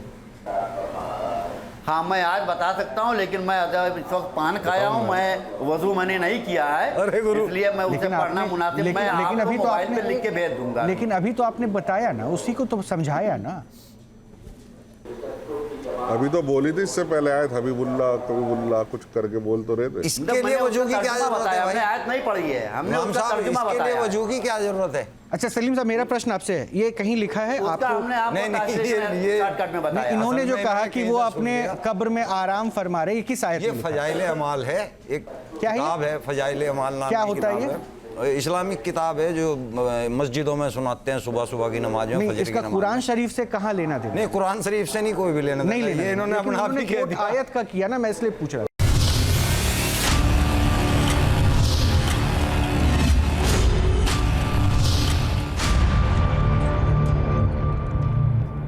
शबनम जी, ये आपने पढ़ा है क्या कि ये रोहित जी, कुरान शरीफ में कहीं नहीं लिखा, लेकिन चलिए मैंने मान लिया कि वो वहाँ पर आराम कर रहे हैं। ये हमारा रेस्पेक्ट देने का एक तरीका है कि हम कह रहे हैं कि वो वहाँ पर आराम कर रहे हैं। पानी जो आप दिखा रहे हैं कि इससे ठीक हो जाएगा, ये शिर्क नहीं है क्या इस्लाम धर्म में? आप बताइए, ये गुनाह है? कुछ पूछ रही हैं शबनम जी आपसे। ये शिर्क है। अगर आप कहते हैं कि ये काजल लगा के आँख ठीक हो जाएगी, ये शिर्क है। अल्लाह के नाम के अलावा अगर आप किसी भी चीज से कहते हैं ठीक हो जाएगी, और वो इस दरगाह से लेकर जाओगे तब ठीक हो जाएगी, आप ये समझिए शिर्क कहते किसे हैं? आप बताइए शिर्क किसे कहते हैं? आप बताओगे, आप शिर्क कर रहे हो, आप बताओ। पहले आप समझो ये काजल की डब्बी से मेरी आँख ठीक होगी, शिर्क नहीं है। ये काजल की डब्बी से मेरी आँख ठीक होगी क्योंकि ये उस दरगाह से आई है, ये कहना ही शिर्क है। अल्लाह पाक के साथ किसी को साझा करना ही शिर्क है। अल्लाह पाक के अलावा कोई और मज़ार, कोई और व्यक्ति के कोई दुआ पढ़ने से या कोई और चीज़ करने से, हर व्यक्ति अपने लिए दुआ खुद कर सकता है। आप मीडिएटर किसी के भी नहीं बन सकते हैं, ये शिर्क है। ये बताना मेरे पढ़ने से आप ठीक होगे, ये भी शिर्क है। आप मानते हो कि नहीं मानते हो? बताओ आप।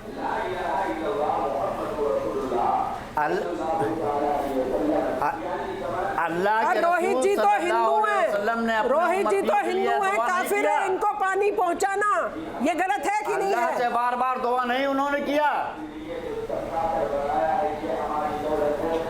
क्या चीज?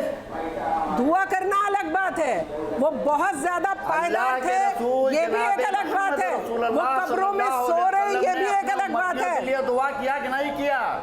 दुआ करना अलग चीज है। आप भी तो वहाँ पर बैठे हैं, दुआएं पढ़ रहे हैं, वो भी अच्छी बात है। आप कह रहे हैं काजल लगा के मेरी आँख ठीक हो जाएगी, और दरगाह का पानी डाल के, अगर आप कह रहे हैं उस चश्मे का पानी डाल के, क्योंकि 750 साल पहले उनकी वजह से आया था, आपने अल्लाह पाक का अनादर कर दिया है इसमें भी, ये भी शिर्क है।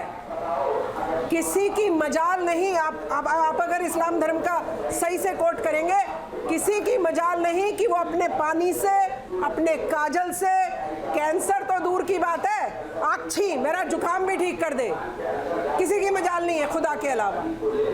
आप खुदा में उन सब लोगों को शामिल कर रहे हैं और अपनी पानी की बोतल भी शामिल कर रहे हैं। लोगों की अकीदत, लोगों की श्रद्धा, लोगों की मोहब्बत इसमें बसी हुई है।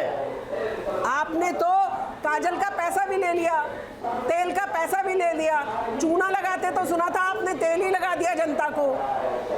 तो ये गलत बात नहीं है आपकी। आप इस्लाम कोई पैसा नहीं, कोई चार्ज नहीं, यहाँ है कुछ भी नहीं है। आपने खुद ही कहा हदिया लेते हैं, आपने खुद ही बोला हदिया लेते हैं। कोई चार्ज नहीं, कोई पैसा नहीं, आपकी मर्जी, आप दीजिए। हदिया किसको बोलते हैं? आपने क्या लिया था? मात्रा में हो, लेकिन हदिया पैसे को ही कहते हैं। देखिए आपके सवाल कुछ ज्यादा तीखे और उनको कानों पे चुभ रहा है, वो जाने की वो करे कुछ, इसलिए वास्तविक साहब एक बार बात कर लीजिए। मैं एक चीज और पूछना चाहता हूँ इमाम साहब। हदिया क्या होता है? हमने जजिया तो दिया, मैं बता दूं। नहीं हमने जजिया तो दिया है, एक हद के अंदर लिया हुआ हमने जजिया तो दिया। ये हदिया सलीम साहब, ये हदिया क्या है? मैं इमाम साहब आपसे ये पूछना चाहता हूँ, इमाम तो आप हैं नहीं हैं, आप खामखाई बने बैठे हैं, इमाम एक अलग चीज़ होती है। आप ये बताइए, ये मखदूम शाह लक़ब है या कोई इंसान है? मखदूम शाह कोई लक़ब है या कोई इंसान का नाम है?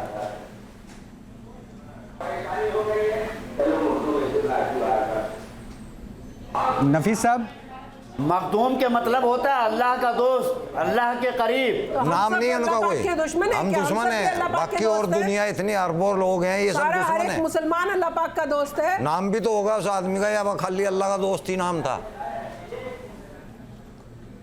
हम भी अल्लाह पाक के दोस्त हैं, हम भी उन्हीं के बच्चे हैं। अभी जवाब दीजिए। हर मुसलमान, आप अल्लाह, आप कैसे होते हैं? आप ना, हम और आप तो 5 वक्त की सही इबादत कर ही नहीं पाते हैं। अल्लाह पाक नुक्ता नमाज है, सलीम भाई, सल्तनत को छोड़ दिया। अल्लाह पाक नुक्ता नमाज है। ये आप तय नहीं करोगे कि उसका दोस्त कौन है, वो तय करेगा कि मेरा चाहने वाला, मेरा प्यारा अल्लाह कौन की है। अता के लिए उन्होंने सम्मान के ये आप पश्चात नहीं को छोड़ कह दिया। सकते, वो नुक्ता नमाज है, उसकी मर्जी है, वो तय करेगा। आप 5 टाइम नमाज में पड़े रहिए, और अगर उसे नहीं पसंद आपकी कोई एक बात, वो आपको नहीं बख्शेगा। अताअत के लिए, अल्लाह की खुशनुदी के लिए तो हम सब भी तो दिन रात अल्लाह अल्लाह ही करते हैं। मार दिया अल्लाह की रजा के लिए।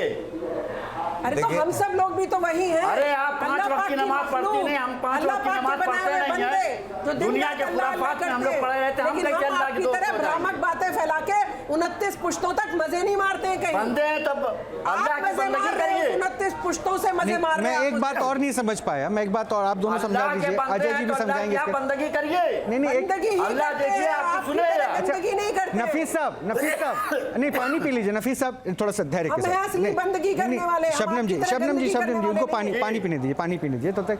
मेरा पानी पी लीजिए नफीस साहब, पानी पी लीजिए।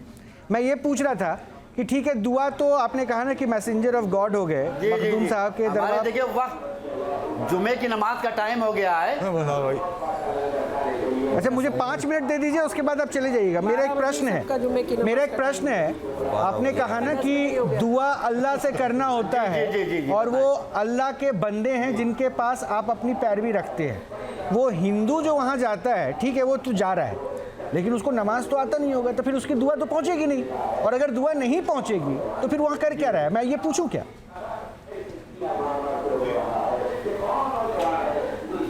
और हिंदू के जाने से तो पवित्र हो जाएगी वो जगह।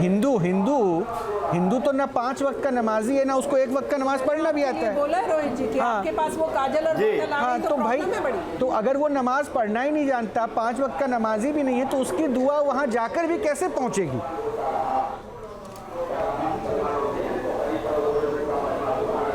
अरे भाई, वो अपने मजहब के हिसाब से तो पूजा पाठ कर ही रहा है, तो फिर वहां आके क्या कर रहा है? अपने ईश्वर की पूजा कर रहा है, अपने ईश्वर की। नफीस साहब, फिर मैं वही तो पूछ रहा हूं, फिर वहां आकर क्या कर रहा है? वहां जाके सर उस मजार पे जाके गायत्री मंत्र पढ़ सकते हैं हम। अगर कोई जा रहा है हिंदू और मजार पे बैठ के उसने गायत्री मंत्र पढ़ लिया या हनुमान चालीसा पढ़ ली, तो वो गुनाह तो नहीं हो जाएगा कहीं? अगर वो मजार के सामने बैठ के कोई हिंदू चला गया, चलो भाई जो भी जा रहा है बावला बन के चला गया, बावला हो गया कोई, और वहां जाके उसने अगर हनुमान चालीसा पढ़ ली बैठ, दुआ नहीं पहुंचेगी ना। वो मखदूम साहब उठ के चाटा मार देंगे उसी टाइम पे। वो बता देंगे। नाराज तो नहीं हो जाएंगे? नफीस साहब, ये अजय गौतम जी, पंडित अजय गौतम कुछ पूछ रहे थे, उसका जवाब दीजिएगा क्या? जी मेरे बताएं। मेरे बुजुर्गवार, मैं ये पूछ रहा हूँ मेरे बुजुर्गवार कि जैसे कोई मखदूम शाह की दरबार में चला गया, हिंदू है, और वहां जाके उसने, मेरा भाई बताएं, भाई हिंदू वहां चला गया, उसे नमाज पढ़नी तो आती नहीं, वो उसने हनुमान चालीसा पढ़ दी, तो हनुमान चालीसा पढ़ने पे मखदूम शाह नाराज तो नहीं हो जाएंगे? उनकी दुआ पहुंच तो जाएगी ना ऊपर तक। भाई नमाज पढ़नी तो बिल्कुल नहीं, बिल्कुल नहीं। अच्छा, बिल्कुल नहीं, कोई नाराजगी की बात नहीं है। वो अपने धर्म के हिसाब से वहाँ करें। मखदूम का ये दरगाह गंगा यमुना तहजीब का एक संगम है। क्या कोई हमारे वहाँ हिंदू मुस्लिम ही नहीं है। प्रबंधक बन सकता है? क्या किसी हिंदू पंडित को वहाँ पर बैठाया जा सकता है प्रबंधक बनाकर? जो आप 29 पुश्तों से करते आ रहे हैं, क्या कोई पंडित जी, अजय गौतम जी जैसे किसी अच्छे ज्ञानी व्यक्ति को बिठाया जा सकता है वहाँ पर? मैं बुजुर्गवार आऊंगा जरूर, आपके एक बार मिलने जरूर आऊंगा और हनुमान चालीसा जरूर पढ़ूंगा। अच्छा ठीक है, अभी शबनम जी। हाँ रोहित जी, मैं तो ये पूछ रही हूँ नफीस भाई से कि मुझे बस इमाम साहब इतना बताइए। आप जब चाहें आए, मोस्ट वेलकम। जनाब जनाब जनाब, आप एक बात बताइए, क्या किसी पंडित को ये जो 29 पुश्तों से आपकी बपौती चली आ रही है, किसी पंडित के सुपुर्द करेंगे क्या? किसी पंडित को सौंपेंगे कि अब 29 नहीं 30वीं पुश्त कोई हिंदू संभाल ले? मैं आपके घर में किसी पंडित को घुसा दूं, आप बर्दाश्त करोगी क्या? बिल्कुल करेंगे। मेरे भारत के पंडित भी उतने ही प्यारे और सम्मानित हैं जितने आप। आप बर्दाश्त करोगे? बिल्कुल करेंगे। नहीं, मखदूम शाह को आप अपने पास रहने दीजिए। ये तो हिंदू भाइयों का बड़ा हृदय है जो वहाँ पर बैठे वहाँ मखदूम शाह के दरबार में बुजुर्गवार आप ही संभालिए। अजय गौतम जी, आप इंतजामी रहिए। अजय गौतम से ये पूछो, ये जाएंगे किसी मंदिर में? पंडित को रख दूं, आप बर्दाश्त करोगे? हाँ, हम तो रख लेंगे। आप ये बताइए, आप किसी मंदिर में जाकर बैठ सकते हो, कह सकते हो जय श्री राम, जय माता दी, बोल सकते हो आप? पंडित तो फिर भी आ जाएंगे, पंडित जी जाने को भी तैयार बैठे। मैं अपने धर्म के हिसाब से मैं कहूंगा। नफीस साहब, एक बात बता दूं आपको, किसी मंदिर, दक्षिण भारत में मंदिरों की जिम्मेदारी दूसरे धर्म के लोग भी संभालते हैं। नहीं भाई, मैं तो कह रहा हूँ ना भाई, मैं तो देखिए आऊंगा, बुजुर्गवार पैसा दे रहे हैं वो तो कोई बात नहीं, आपसे मिलने आऊंगा। देखिए आदमी बहुत अच्छे हैं, अब मुझे कंक्लूड करना है। ठीक है, वो आदमी अच्छे हैं, नहीं है, बाद में आप नंबर दे दूंगा, बात कर लीजिएगा। मेरा वो प्रश्न है, आपको नंबर, ठीक है, वो आपकी जो इच्छा है। नहीं, फिर आप डिस्ट्रैक्ट क्यों कर रहे हैं सर? रुक जाइए ना सर, आपको जो मने हुआ जाके कीजिएगा ना, मैं क्या करूँ? मुझे वो देख रहे हैं, वो बार बार घड़ी देख के उठना चाह रहे हैं, वो हमारे प्रश्नों से हटना चाह रहे हैं, मुझे थोड़ा सा बात करने दीजिए ना। मैं अजय जी ने कुछ जो पॉइंट रखा था नफीस साहब, उसको थोड़ा सा आगे बढ़ा रहा हूँ अजय जी की बात को। हिंदू धर्म वाले वहां जाके चढ़ावा तो चढ़ा सकते हैं, तो फिर वहां गद्दी पे अगर कोई हिंदू धर्म में अजय गौतम जैसे लोग अगर बुद्धिजीवी बैठना चाहें, अगर बैठे, तो उसमें परेशानी क्यों हो जाएगी?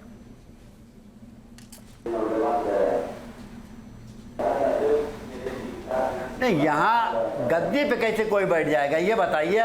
हम किसी मंदिर के महंत हमको बनाया जाएगा किसी की? अरे फिर मैं आपको बताऊं, दक्षिण भारत में कई ऐसी मंदिरें हैं जो दूसरे धर्म के लोग संभालते हैं। दक्षिण भारत में एक नहीं, कई ऐसी मंदिरें हैं जिसमें इस्लाम धर्म को मानने वाले भी उस मंदिर को संभाल रहे हैं। तो हिंदू तो इतना ओपन हो गया है। मैं तो ये कह रहा हूँ, हिंदू तो दोनों बाहें, वो यहाँ तक बाहें फैला के खड़ा है। हिंदुओं के कब्जे में हिंदू लोग उसकी सेवा संस्कार कर रहे हैं। तो फिर मैं तो इसलिए आपसे पूछ रहा हूँ, इसीलिए तो हम कहते हैं कि हमारा भारत जो है गंगा जमुनी का एक बहुत अच्छी बात है, संगम है। बहुत अच्छी बात है नफीस साहब। फिर मैं वही कह रहा हूँ ना कि जब अगर हिंदू वहाँ चढ़ावा चढ़ा सकता है, तो अजय गौतम साहब को इस बात की इजाजत क्यों नहीं होगी कि वहाँ जाके पूजा पाठ कर ले? संगम में नफीस भाई भी डुबकी लगा ले और अजय गौतम जी को दोनों जाने वाले हैं, अपनी गद्दी पेश कर दें कि 29 पुश्त मेरी हो गई पूरी, आप आगे बढ़ाओ। अभी तो आप कह रहे थे जो हिंदू आता है वो अपनी तरह से पढ़ता है। ठीक है नफीस साहब, तो हिंदू अपनी मर्जी से पढ़ नफीस साहब बहुत बहुत शुक्रिया, आपने समय निकाला, क्योंकि मुझे लग रहा है कि आप थोड़े से असहज अभी महसूस कर रहे हैं, कुछ वजह हो सकती होगी। Thank you so much sir. मैं अभी जरा एक फाइनल कंक्लूड जरा सलीम वासिक साहब मैं आपसे लेना चाह रहा हूँ। अगर इस्लाम में ये नहीं लिखा है, आयत किसको कोट किया वो बता नहीं पाइए। हाँ, नहीं है ही नहीं तो बताएंगे कहाँ से? तो जो कोट किया नहीं वो भी मिसकोट था। और अगर इस्लाम में नहीं लिखा है कि कब्र पर जाके इबादत करते हैं, तो हो क्या रहा है? और जो इस्लाम- कर रहे हैं फिर वो कौन है? मुशरिक तो आपने बोल दिया, लेकिन हाँ। फिर इसके लिए फिर इस्लाम में क्या लिखा है? क्या इनके लिए कुछ ऐसी कड़ाई इसके है? लिए जो है दोजख तैयार की हुई है। सबसे पहले वो मुस्लिम दोजख के अंदर जाएंगे जो इस्लाम के हिसाब से नहीं चल और रहे हिंदुओं हैं। का क्या होगा? वो भी और तो जा रहे हैं। हिंदू उसके बाद जाएंगे। अच्छा, वो भी जाएंगे। हाँ, अब गुजरेंगे। हिंदू उसके बाद जाएंगे। अच्छा, नास्तिक नहीं, वो दरगाह पे जाके नास्तिक इसलिए नहीं क्या है? जाएंगे, नास्तिक सही रहेंगे। हम नरक में भेजेंगे, दोजख में अच्छा, क्यों दोजख में नहीं भेजेंगे, हाँ। नरक में भेजेंगे। हम तो नरक में भेजेंगे, हमारे यहाँ अलग डिपार्टमेंट है, हम क्यों जाएंगे दूसरे के? नहीं, आपके डिपार्टमेंट से बाहर के लोग भी जा रहे हैं ना, बाहर नहीं, बाहर डिपार्टमेंट पहुंच जा रहे हैं ना। वो दरगाह वो गंगा जी में डुबकी जो हिंदू और सनातनी होके कब्रों, जो हिंदू और सनातनी होके कब्रों पे जाके मुर्दों की, भूतों की, प्रेतों की पूजा कर रहा है, नरक में भेजेंगे ना, हम दोजख में नहीं भेजेंगे। देखिए, अलग डिपार्टमेंट। शराब जो है मिलेगी जन्नत में, लेकिन शराब भी जाएंगे नरक में, दोजख में। मिलेगी जन्नत वो में। शराब नहीं है, वो शराब है, शराब। खैर, मैं अब उस पहलू पे नहीं जाता, लेकिन जो हो रहा है वो क्या है? फिर मैं अगर शबनम जी आपसे कंक्लूड करूं, ये सब पाखंड एक चीज है सर, पहले इस्लाम को मानने वालों से मैं वहाँ कंक्लूड जैसे ये हमारे सलीम भाई साहब बैठे हैं, ये तो हैं 5 फुट के, अब हूर होंगी 143 फुट की। ठीक है सर, नहीं मैं तो उस पे वो कैसे मैनेज होंगी? नहीं, आप अजय जी प्लीज मुझे जो conclude कुरान करने शरीफ में लिखा नहीं है रोहित जी, शिर्क करना बेइंतहा गुनाह माना गया है। ये लोग शिर्क कर रहे हैं, कह रहे हैं लेकिन इस ये पानी तो वर्षों से चल रहा है। वो कह रहे हैं 2 लाख के वर्षों आसपास से चल रहा है, पब्लिक डेली पहुंचती है। क्योंकि हम सब बेवकूफ बन के पहले रोहित जी कहाँ थे? पहले न्यूज नेशन चैनल जैसे कहाँ थे ऐसे चैनल जो अवेयर करे देश को और जनता को कि देखिए ये बदलाव की जरूरत है, आप बेवकूफ बनाए जा रहे हो। अरे अल्लाह पाक से घर पे बैठ के मांगिए ना जो मांगना है, प्रभु की शरण में यहीं से बैठ के कहिए जय श्री राम, या अल्लाह मेरे पाक परवरदिगार आप ये कर दीजिए, सब कुछ मिलेगा। किसी जगह जाने की, नाक रगड़ने की आपको जरूरत नहीं है। और ये इस तरीके के लोग अपनी दुकान चलाते हैं, इस्लाम धर्म का चोला ओढ़ते हैं और मुसलमान लोगों को बेवकूफ बनाते हैं। न सिर्फ मुसलमानों को, हिंदू आप भाइयों लोगों को इनके रोजगार से दिक्कत हो गई। बताइए, वो तेल इतनी सी शीशी काजल बेच रहे थे, वो पैसा रोजगार करिए। फिर क्या हामिद कहा था ना, हादिम रोहित जी, फिर हदिया ले रहे थे, उससे आप लोगों को दिक्कत हो गई। रोहित जी, फिर अपनी दुकान काजल वाली और तेल वाली ही खोलो। फिर कम से कम उसे इस्लाम का रवादा तो आपको पता है जहां ये दरगाह है उस इलाके में गलियां सरकी पतली हो गई है, क्योंकि कई लॉजेस खुल चुके हैं जहां पे आप आधे घंटे के लिए स्नान करके फिर दरगाह में जाए और उसका वो चार्ज करते हैं। अब आप सोचिए कि कितना अच्छा व्यवसायीकरण हो गया, कितना अच्छा कारोबार चल रहा है, टूरिज्म बढ़ गया वहां पे, तो रोजगार बढ़ गया ना। तो टूरिज्म के लिए आपको किसी को झांसे में लेने की जरूरत नहीं है। टूरिज्म तो वैसे भी बढ़ेगा अगर आप तेल की शीशी ये कहकर भी बेचने लगे कि अल्लाह के नाम पे बेच रहा हूँ। अल्लाह के नाम पे गंगा नदी में डुबकी लेने शायद सारे हिंदू नहीं पहुंच पाते हैं, लेकिन कुछ ऐसे भी होते हैं जो गंगा जल बॉटल 100 रुपए की आजकल मंगा के घर पे रखते हैं, उससे एक छींटा मारते हैं। तो आस्था तो वैसे भी हो जाती है। अब आस्था वैसे भी लोग हिंदुओं की है, वहां पे वहां जाके जल डाल रहे हैं। बहरहाल अब ये मैं जनता के ऊपर छोड़ा, मुझे किसी की आस्था या विश्वास पे प्रश्न उठाने का अधिकार है ही नहीं, और ना ही मैं उठाऊंगा। मेरा काम था जो तस्वीर दिख रही है वो तस्वीर आप तक पहुंचाऊं। ये तस्वीर आपने देखी, आपको क्या समझ में आता है ये आप तय कीजिए। हम आपको अपने साथ जोड़ रहे हैं, एक नंबर हम लगातार फ्लैश कर रहे हैं, उस नंबर पर आप मिस्ड कॉल दीजिए और ऑपरेशन पाखंड की इस मुहिम के साथ जुड़ जाइए। और हाँ, विश्वास सिर्फ ऊपर वाले पे रखिए और अच्छे से रहिए। नमस्कार, बहुत बहुत शुक्रिया आप लोगों का भी, बहुत बहुत शुक्रिया, नमस्कार।